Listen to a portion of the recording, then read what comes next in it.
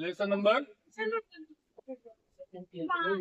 5, geomorphic process. क्या होता है जियोमॉर्फिक प्रोसेस? जियो यानी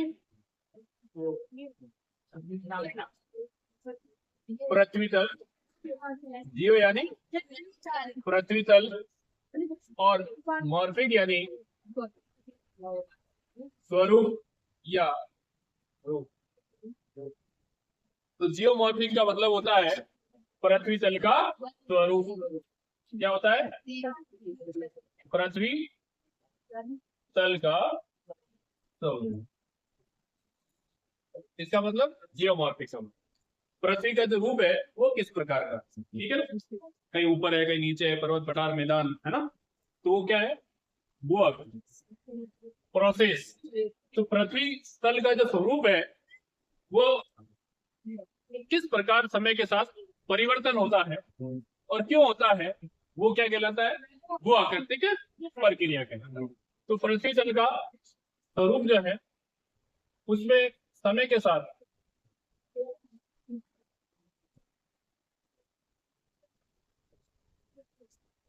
होने वाला परिवर्तन क्या कहलाता है?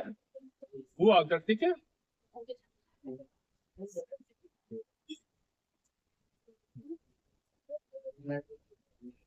वो आकृतिक प्रक्रिया।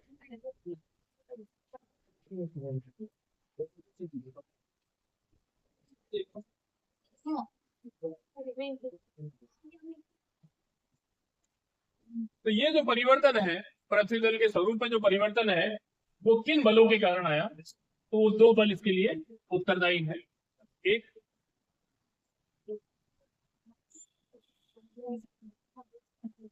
अंतर्जनित और दूसरा बहिर्जनित।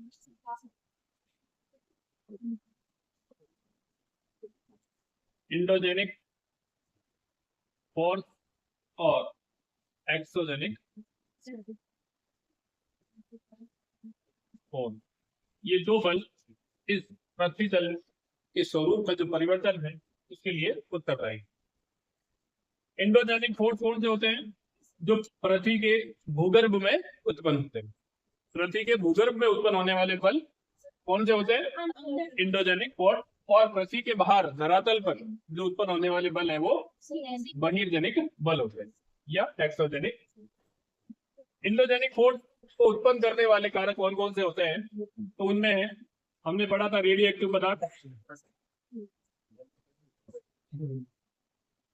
रेडियो एक्टिव पदार्थ और पृथ्वी की उत्पत्ति के समय की ऊष्मा। ये प्रत्यक्ष रूप से आंतरिक बल को उत्पन्न करने में अपना योगदान देते हैं। प्रत्यक्ष रूप से पृथ्वी का घूर्णन और ज्वारीय बल, ये अप्रत्यक्ष रूप से इन बलों को उत्पन्न करते हैं। इंडोजेनिक फोर्स रेडियो एक्टिव पदार्थ पृथ्वी की उत्पत्ति के समय की ऊष्मा, पृथ्वी का घूर्णन और ज्वारीय बल के कारण उत्पन्न होते हैं। ये जो बल है इंडोजेनिक फोर्स, ये एक सर्जनात्मक बल। सर्जनात्मक बल इसलिए है क्योंकि पृथ्वी पर जितने भी पर्वत पठार मैदान बने हुए हैं वो इन्हीं बलों के कारण बने हुए हैं, इसलिए इन्हें सर्जनात्मक बल कहा जाता है। क्या कहते हैं? सर्जनात्मक बल। पृथ्वी की विभिन्न जो संरचनाएं हैं, पर्वत पठार मैदान घाटियां और समुद्र, ये सभी इन्हीं इंडोजेनिक फोर्स के कारण होता है। पर्वत पठार मैदान घाटी सागर, इन सभी का निर्माण किसके कारण हुआ? इंडोजेनिक फोर्स के कारण। ये जो बल है ये बल पृथ्वी के धरातल को असमान बनाते हैं। पृथ्वी के धरातल को कैसा बनाते हैं? असमान। असमानता उत्पन्न करने वाला बल कौन सा है? Endogenic force. अब है एक्सोजेनिक फोर्स। बहिर्जनिक बल क्या होते हैं? जो इंडोजेनिक फोर्स के द्वारा पृथ्वी के धरातल को असमान किया गया था, उस असमान धरातल को पुनः समतल करने का कार्य जो करते हैं, समतल करने का कार्य जो करते हैं, वो कौन से बल करते हैं? बहिर्जनिक बल, एक्सोजेनिक फोर्स करते हैं। इन बलों को उत्पन्न करने वाले कारक कौन कौन से हैं? तो वो है सूर्यता, पवन, हिमानी, जल,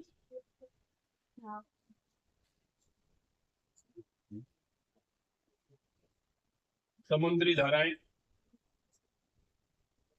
ये सभी जो है कारक पृथ्वी के धरातल को समतल करने का कार्य करते हैं। ये सभी कारक कौन से हैं? बहिर्जनिक कारक। इन कारकों के द्वारा पृथ्वी को पुनः समतल किया जाता है। तो इन दोनों ही बलों के कारण, कौन से? इंडोजेनिक और एक्सोजेनिक फोर्स के कारण ही पृथ्वी के धरातल में परिवर्तन आता है, और इसी परिवर्तन को हम क्या कहते हैं? भू आकृतिक प्रक्रिया कहते हैं। हम ऐसा कह सकते हैं कि धरातल, पृथ्वी के धरातल पर इंडोजेनिक और एक्सोजेनिक, अंतर्जनित और बहिर्जनिक बलों के द्वारा भौतिक क्रिया व रासायनिक क्रिया के कारण भूतल के विन्यास में जो होने वाला परिवर्तन है, वो परिवर्तन क्या कहलाता है? भू आकृतिक प्रक्रिया। इंडोजेनिक फोर्स आंतरिक बल या अंतर्जनित बल। मैंने ये बता दिया आपको कि ये बल किन कारणों से उत्पन्न होता है। रेडियो एक्टिव पदार्थ, पृथ्वी का घूर्णन, पृथ्वी की उत्पत्ति से संबंधित ऊष्मा और ज्वारीय बल के कारण ये बल उत्पन्न होता है। और ये बल संरचनात्मक बल कहलाता है, क्योंकि इससे विभिन्न संरचनाओं का निर्माण होता है और ये पृथ्वी के धरातल को असमान बनाता है। ये बल तीव्रता के आधार पर दो प्रकार के होते हैं।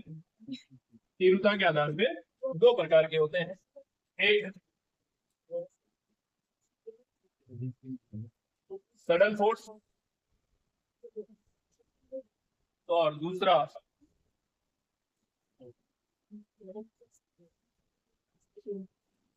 रिएस्ट्रोपिक फोर्स। सडन यानी आकस्मिक बल,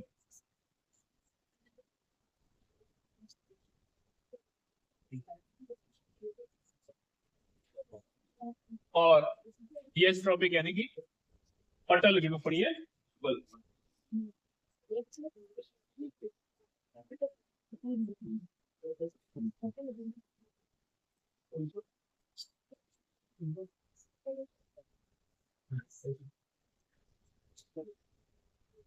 आंतरिक बल को दो भागों में बांटा गया है। किसके आधार पे? तीव्रता के आधार पे। आकस्मिक बल और पटल विरूपण बल। आकस्मिक यानी अचानक, आकस्मिक यानी अचानक। ये जो बल है ये तीव्र गति से कार्य करते हैं और ये धीमी गति।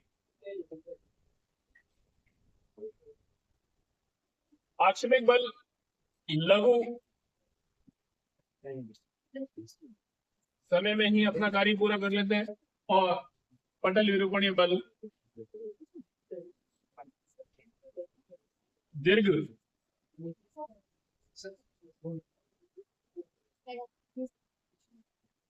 कालीन समय तक कार्य करते हैं। आकस्मिक बल जो है वो कम क्षेत्र को प्रभावित करते हैं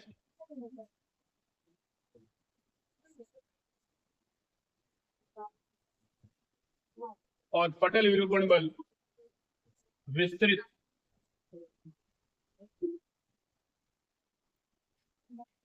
क्षेत्र पर अपना प्रभाव डालते। आकस्मिक यानी कि अचानक, अचानक दीर्घ लघु समय में लघु क्षेत्र को प्रभावित करते हैं और पटल विरूपणीय बल धीमी गति से कार्य करके दीर्घकालीन समय तक विस्तृत क्षेत्र को प्रभाव डालते हैं।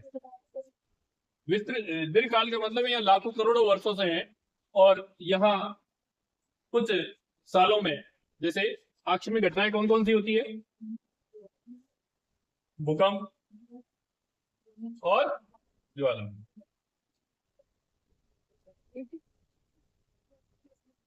वोल्केनो और अर्धक्वेक, ये दोनों ही घटना कौन सी है? आकस्मिक। और इसमें जो दीर्घकालीन समय तक होता है उसमें जैसे पर्वत निर्माण, पर्वत का निर्माण अचानक नहीं होता है, लंबे समय की क्रिया के बाद होता है। महाद्वीपों का निर्माण, महाद्वीपों का निर्माण, ये जो बल है आकस्मिक बल, ये लंबवत रूप से कार्य करते हैं, लंबवत रूप से कार्य करते हैं। और पटल विरूपणीय बल लंबवत व क्षैतिज दोनों ही रूप में कार्य करते हैं। तो ये है इंडोजेनिक फोर्स के दो प्रकार, आकस्मिक बल और पटल विरूपणीय बल। अंतर्जनित बलों को दो भागों में बांटा गया है, आकस्मिक बल और पटल विरूपणीय बल। पटल विरूपणीय बल को भी दो भागों में बांटा गया, एक महादेश जनक बल और दूसरा पर्वत निर्माणकारी बल।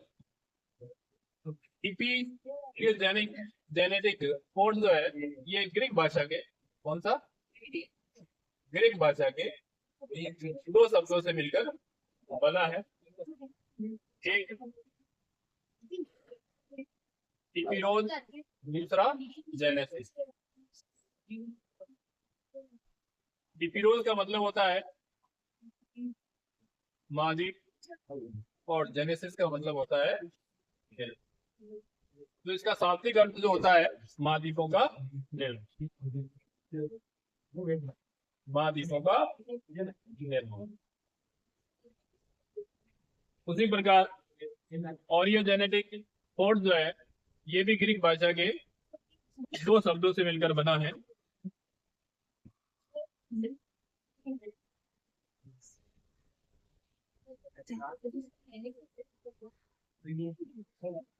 ग्रीक भाषा के दो शब्दों से मिलकर बना है, ओरियोस प्लस जेनेसिस। ओरियोस यानी पर्वत, जेनेसिस यानी निर्माण। तो इसका शाब्दिक अर्थ है पर्वत का निर्माण। तो ये बल पर्वत निर्माणकारी बल है और ये महाद्वीपों के निर्माण से संबंधित बल।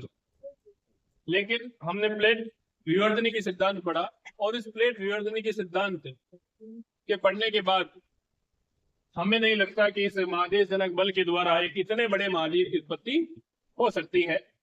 इसलिए इन बलों को महाद्वीपों के निर्माण के लिए उत्तरदायी नहीं माना जाता। ठीक है, महादेश जनक बल जो है ये बल लंबवत रूप से कार्य करते हैं, ये लंबवत रूप से कार्य करते हैं और ये क्षैतिज रूप से कार्य करते हैं। लंबवत रूप से कार्य करते हैं और ये क्षैतिज रूप से कार्य करते हैं। महादेश जनक बलों को दो भागों में बांटा गया है, एक ऊपरी मुखी और दूसरा अधोमुखी बल। अपवर्ड और डाउनवर्ड, अपवर्ड फोर्स और डाउनवर्ड। इसी प्रकार पर्वत निर्माणकारी बलों को भी दो भागों में बांटा गया है, एक वलन, दूसरा भ्रंश।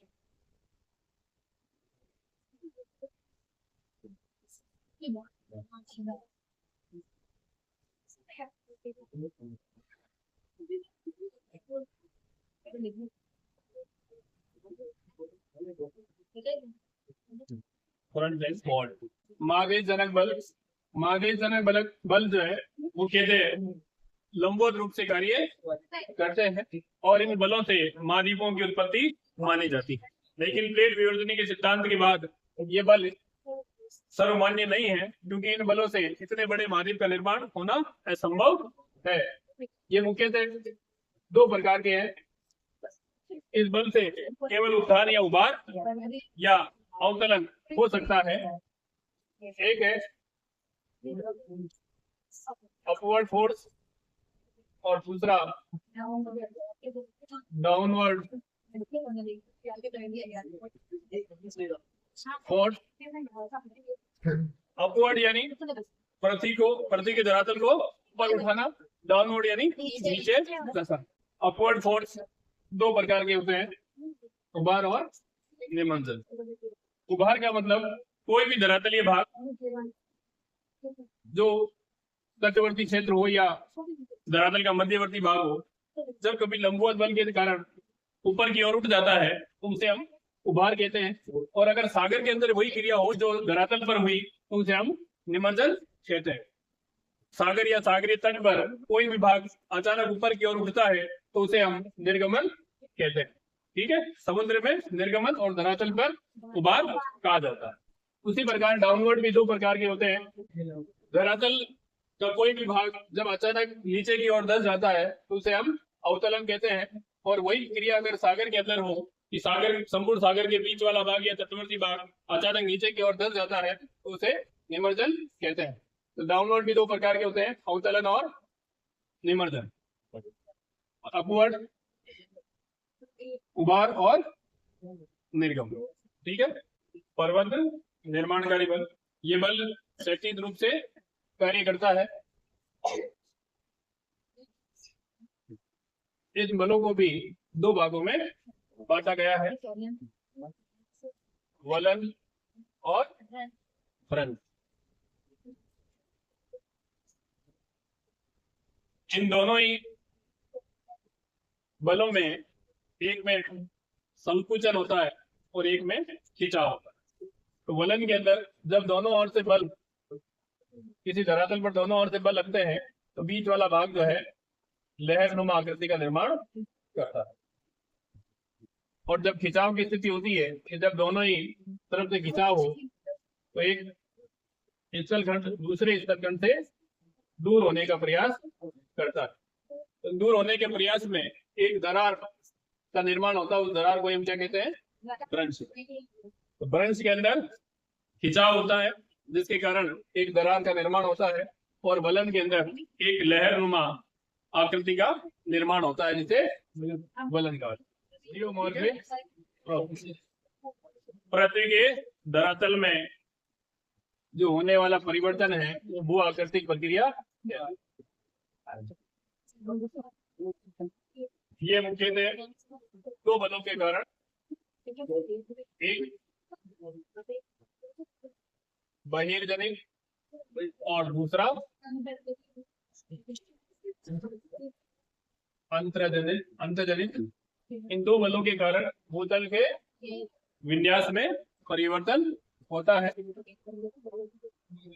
अंतर्जनित बल रेडियो एक्टिव पदार्थ, पृथ्वी के घूर्णन, ज्वारीय बल और पृथ्वी की प्रारंभिक ऊष्मा के कारण उत्पन्न होते हैं।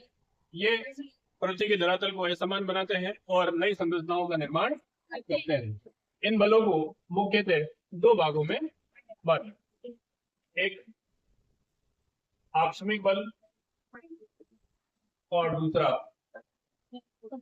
पटल विरूपण बल।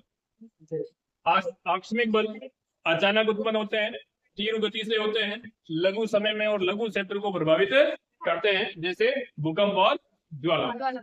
पटल विरूपणी बल लंबे समय तक कार्य करते हैं, गति धीमी होती है और बहुत बड़े क्षेत्र को प्रभावित करते हैं और ये लंबवत और क्षैतिज दोनों ही रूप में कार्य करते हैं। पटल विरूपणी बलों को मुख्यतः दो भागों में बांटा गया है, एक महादेशजनक और दूसरा पर्वत निर्माणकारी। महादेशजनक बल लंबवत रूप से कार्य करते हैं और पर्वत निर्माणकारी बल क्षैतिज रूप से कार्य करते हैं। महादेशजनक बलों को उन्हें दो भागों में बांटा गया है, ऊपरी मुखी और दूसरा अधोमुखी। ऊपरी मुखी के अंदर धरातल का उत्थान होता है, उभार होता है और अधोमुखी में दशा होता है। ऊपरी मुखी को उन्हें दो भागों में बांटा गया है, उभार या उतान, निर्गमन, अधोमुखी को भी दो भागों में बांटा गया है, अवतलन और निमज्जन। उसी प्रकार पर्वत निर्माणकारी बल जो है वो क्षैतिज रूप से कार्य करते हैं और इन्हें दो भागों में बांटा गया है, वलन और भ्रंश। आठवें बलों के अंदर भूकंप और ज्वाला, ये था आपके अंतर्जनित बल।